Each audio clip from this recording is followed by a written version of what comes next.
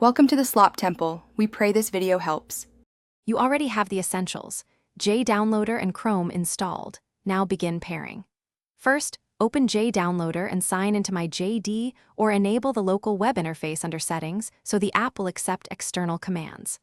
Once done, switch to Chrome and install the official JDownloader extension. This extension bridges the browser and the downloader, so make sure notifications and extension permissions are granted. You're starting the live link. Next, we complete authorization and test communication. Now authorize the connection so commands flow.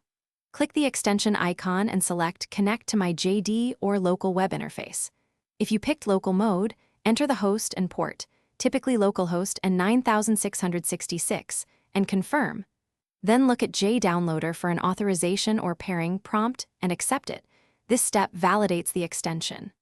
Also enable clipboard monitoring in JDownloader so copied links are auto-captured. Once the browser shows a success state, try sending a test link. Finish by running a practical test.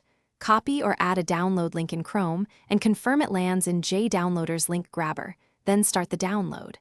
If the link doesn't appear, make sure your firewall or antivirus allows both JDownloader and Chrome to communicate.